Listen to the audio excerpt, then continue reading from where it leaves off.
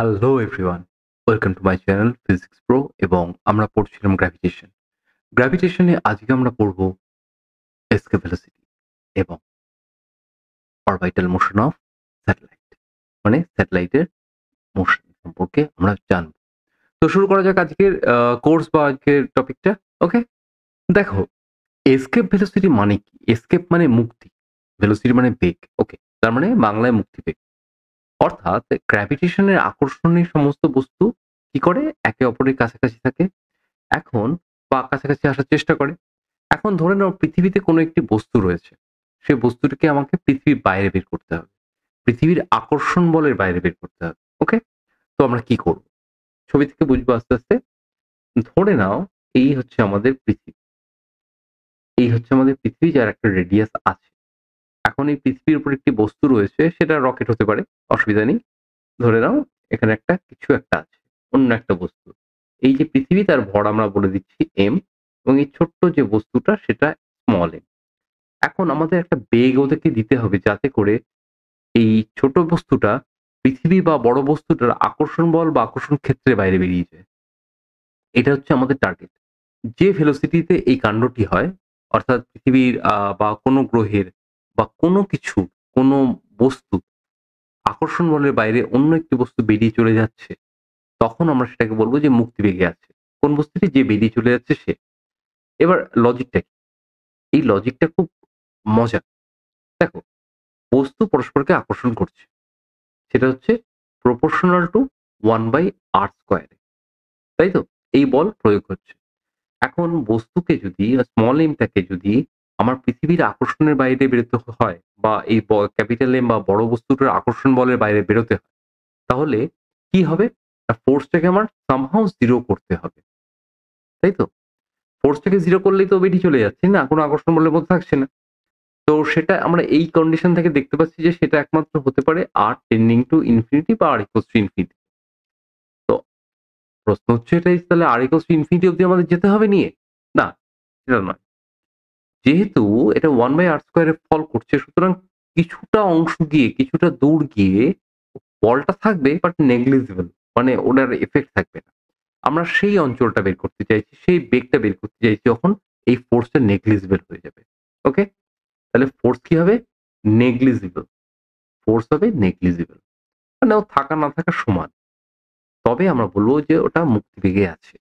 এবার মুক্তিবেগ ক্যালকুলেশন করার আগে কয়েকটা জিনিস খুব ইম্পোর্টেন্ট এবং আ ভীষণ কার্যকরী একটা জিনিস আমরা শিখব। ওকে?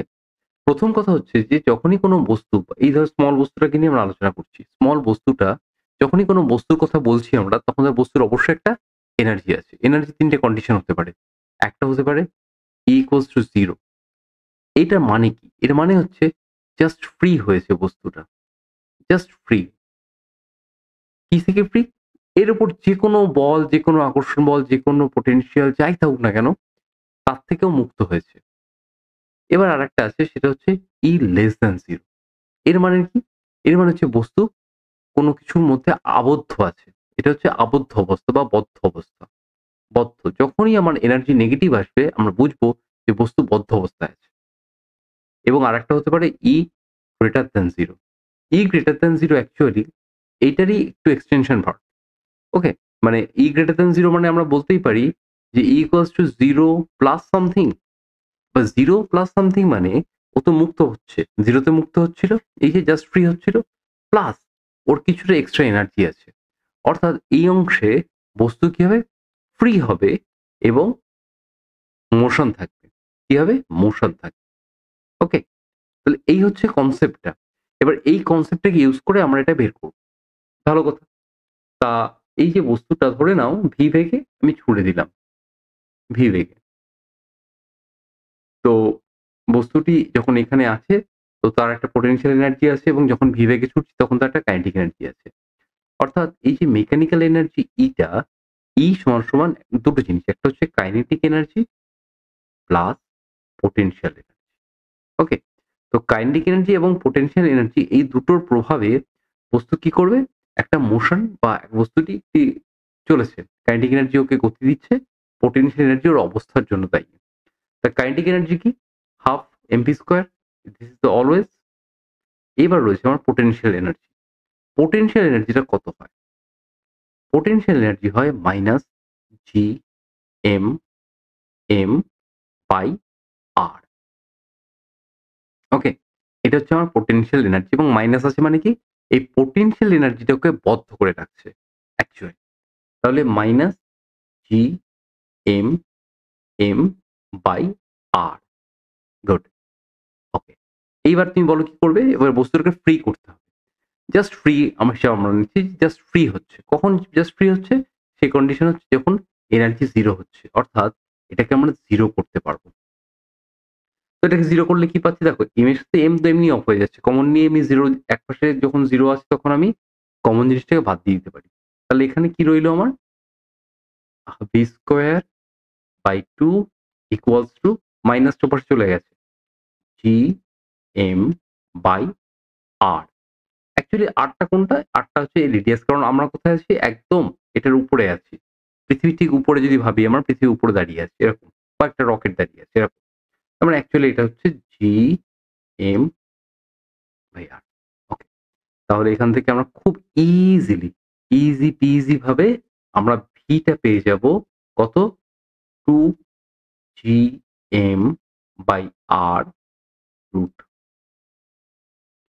এটাকেই আমরা বলছি মুক্তিবেগ। ওকে?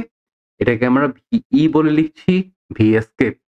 এই জিনিসটা হচ্ছে আমাদের মুক্তিবেগ। ক্লিয়ার? তাহলে মুক্তিবেগ মানে কি? মানে বস্তুটি যে বেগ পেলে অন্য কোনো বস্তুর গ্র্যাভিটেশনাল ক্ষেত্র থেকে বেরিয়ে যেতে পারে, সেই বেগটাকে বলা হবে কি? মুক্তিবেগ বা এসকেপ ভেলোসিটি। ভালো কথা, এসকেপ ভেলোসিটি আমাদের আশা করি ক্লিয়ার হয়েছে। প্রশ্ন থাকলে আমাকে কমেন্টে জানাবে। নেক্সট যেটা সেটা হচ্ছে অরবিটাল ভেলোসিটি অফ স্যাটেলাইট। স্যাটেলাইটের ক্ষেত্রে কিন্তু গল্পটা একটু আলাদা। অনেকটা একই রকম, ক্যালকুলেশনের দিক থেকে একটু আলাদা হবে এবং বক্তব্যটা একটু আলাদা। দেখ, স্যাটেলাইট মানে কি? স্যাটেলাইট মানে হচ্ছে কোনো একটি বস্তু আছে, কোনো একটি গ্রহ আছে বা কোনো একটি নক্ষত্র আছে। নক্ষত্রের চারপাশে অবশ্য গ্রহটা থাকে। তো কোনো একটি গ্রহই ধরে নিই, সেটা মার্স হতে পারে, পৃথিবী হতে পারে, জুপিটার হতে পারে, এনিওয়ান। তার চারপাশে কেউ একটা ঘুরছে। তার চারপাশে কেউ একটা ঘুরছে। ওকে?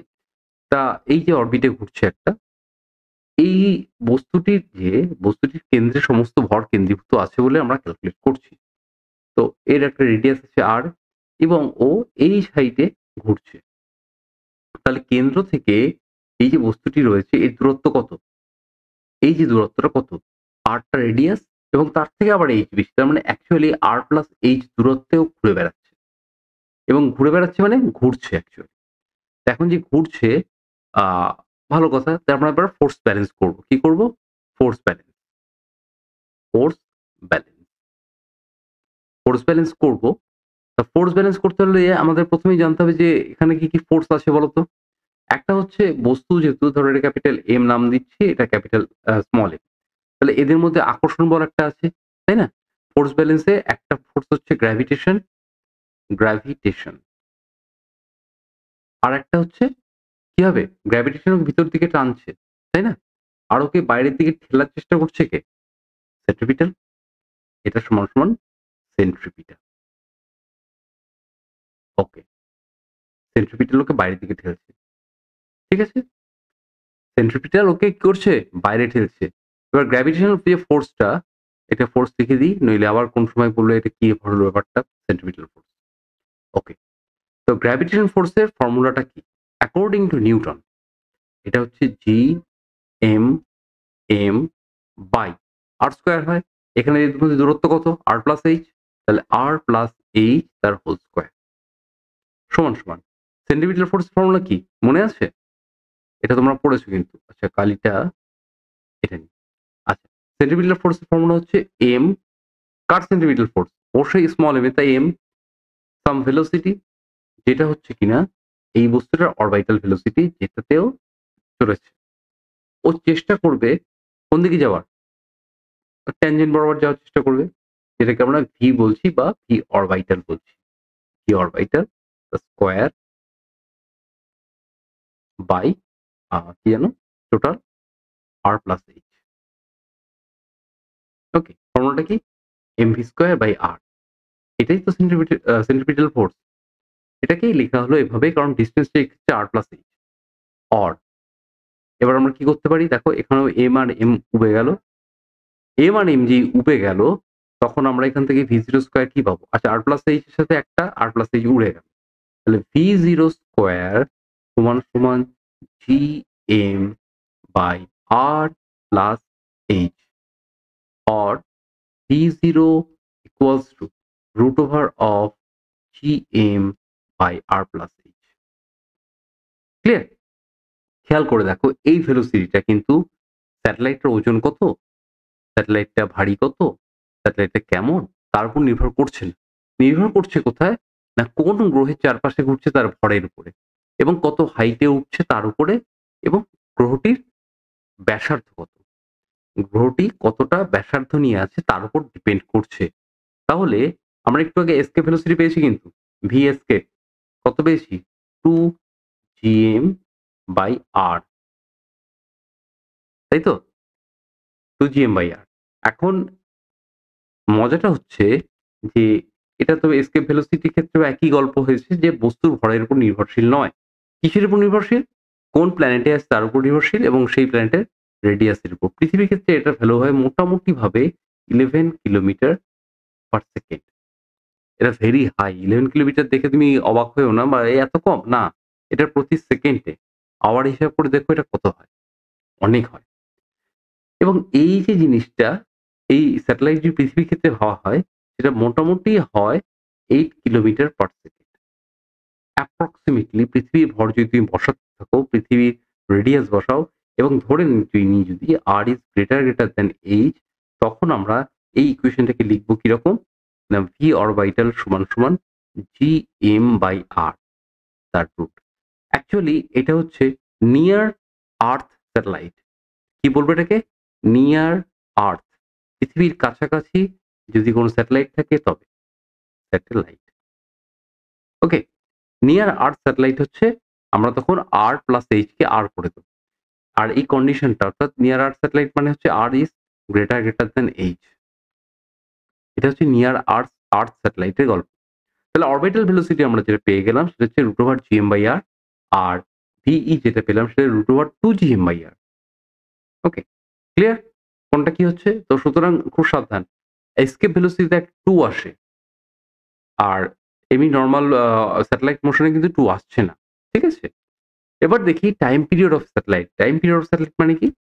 মানে হচ্ছে, ধরে নাও যে এই একটা অরবিটে ঘুরছে ও। এই একটা অরবিটে ঘুরছে, কোন একটা সেন্টারে এসছে। সেন্টারটা নিয়ে ইম্পোর্টেন্ট মানে বিষয়টা নয় এই মুহূর্তে। আমার অরবিটটাকে নিয়ে ইম্পোর্টেন্স রয়েছে। এখন এই যে অরবিটটা, এটার একটা হাইট আছে কত সেটা r+h, তাই তো? আগের ছবিটা মনে করে দেখো, যেখানে আমরা এখানে একটা গ্রহ নিয়েছিলাম যার রেডিয়াস r এবং তার থেকে h দূরত্বে। তো r+h। এইবার পিরিয়ড বলতে আমরা বুঝবো যে ও যেখান থেকে স্টার্ট করেছিল আবার সেখানে ফিরে আসতে ওর কতটা সময় লাগছে। মানে A থেকে স্টার্ট করেছিল, আবার একটা গোটা রোটেশন দিয়েও ফিরে আসতে কত সময় লাগে। এবার আমরা ওর ভেলোসিটি কিন্তু জানি। ভেলোসিটি হচ্ছে কত? gm/r+h, তার রুট। ওকে? ভালো কথা। তাহলে এই A থেকে A তে এই ডিসট্যান্সটা কত? যদি আমরা এই অরবিটটাকে খুলে লম্বা করে দিই, এবং ধরে নিচ্ছি বস্তুটা যাচ্ছে এখান থেকে এতটা, এবং অ্যাকচুয়ালি এই ডিসট্যান্সটাই হচ্ছে এই বিন্দু থেকে এই বিন্দুতে যাওয়া। এই বিন্দু থেকে এই বিন্দুতে যাওয়া। এবার এটা যদি খুলে লম্বা করে নিই, তাহলে সেই লম্বা হওয়া অংশটা দৈর্ঘ্য কত হবে? যেহেতু এটা একটা সার্কেল হিসেবে আমরা ট্রিট করছি, তাই এই সার্কেলের পরিধিটাই হবে এই দূরত্বটা। তো এই সার্কেলটার পরিধি কত? 2π, আর এর জায়গায় হবে r+h। এটা জেনারেল ফর্ম। তো এই যে 2πr+h, এইটা, এই অংশটা ঘুরতে কত সময় লাগে সেটা বের করব। সেটাকে আমরা বলব টাইম পিরিয়ড। টাইম পিরিয়ড কত হবে? t = দূরত্ব 2π r+h বাই ভেলোসিটি gm/r+h, তার রুট। ওকে? এখানে একটা মজার জিনিস আসবে। আগে আমরা ক্যালকুলেশনটা কমপ্লিট করে নিই, তারপরে আমরা সেই মজাটা দেখব। t equals to 2 pi by gm টা রইল নিচে রুট, ওকে? আর এই r প্লাস h টা রুট আছে, উপরে তুলে দিলে আমার যেটা আসবে সেটা হচ্ছে r plus h to the power of 3/2, ওকে? তার মানে এখান থেকে আমরা দেখছি যে যথারীতি আগের মতনই যে স্যাটেলাইটের ভরের উপর নির্ভর করছে না, এবং এই যে ডিসটেন্সে 3/2 পাওয়ারে ডিপেন্ড করছে। এখন দুপাশে আমি স্কোয়ার করে দিই। t square equals to 4 pi square by gm, আর এখানে রইল r প্লাস h এর হোল কিউব। আচ্ছা, এখান থেকে তোমাদের কি কিছু মনে পড়ছে? কিছু চেনা কিছু লাগছে? চেনা লাগতে পারে, কিন্তু হয়তো এখনো তোমরা ধরতে পারো। ধরে নিচ্ছি r প্লাস h কে আমরা a বলে লিখে দিচ্ছি। a, ওকে? তার মানে এখান থেকে এই ডিসটেন্সটা হচ্ছে a, যেটা হচ্ছে r প্লাস h। তাহলে এটাকে আমরা কি লিখতে পারি? এই যে এইটাকে কনস্ট্যান্ট যদি হয়, এটা তো কনস্ট্যান্ট, তাহলে এটাকে আমরা লিখতে পারি না t square is proportional to a cube? লিখতে পারি? এটা কি কেপলারস ল, তাই না? এটা তো কেপলারস ল। তার মানে কেপলারস ল স্যাটেলাইটের ক্ষেত্রেও প্রযোজ্য। তুমি ডিরেক্টলি এখান থেকেও আসতে পারতে। এই কনস্ট্যান্টটা কিন্তু কেপলারস ল তে যে ক্যালকুলেশন গুলি করো তুমি, এই কনস্ট্যান্টটাই আসবে আবার। ভারী মজার জিনিস। ওকে? তাহলে টাইম পিরিয়ডটা তোমরা বের করতে পারবে। t সমান সমান এটা। তার চেয়ে বড় কথা হচ্ছে তোমরা যদি ফর্মুলাটা মনে রাখবে যেটা, সেটা আমি সাজেস্ট করব কোনটা মনে রাখার? এইটা। এইটা মনে রাখার চেষ্টা করবে। কারণ এখানে রুট-টুট আছে। যত রুট কম থাকে তত মঙ্গল। পাওয়ারটা ইন্টিজার অর্ডারে হলে মনে রাখতে সুবিধা হয়। অর্থাৎ t square equals to 4 pi square by gm into r plus h whole cube. এবং আরো মনে রাখার সুবিধা এটা কেপলারস লর সঙ্গে একই রকম। অর্থাৎ তোমাকে প্রথমে মনে রাখতে হবে যে t square equals to something of a cube. এবার এই কনস্ট্যান্টটা কত? 4 পাই স্কয়ার বাই gm। ব্যাস, এবার ডান। এটাকে তোমরা, তোমাদের টাস্ক দিচ্ছি আমি একটা, যেটাকে মুক্তিবেগের সঙ্গে কিভাবে রিলেট করা যায় একটু ভাববে। এই গোটা বিষয়টা মুক্তিবেগের সাথে কিভাবে রিলেট করা যায় তোমরা একটুখানি ক্যালকুলেশন করে ভাববে।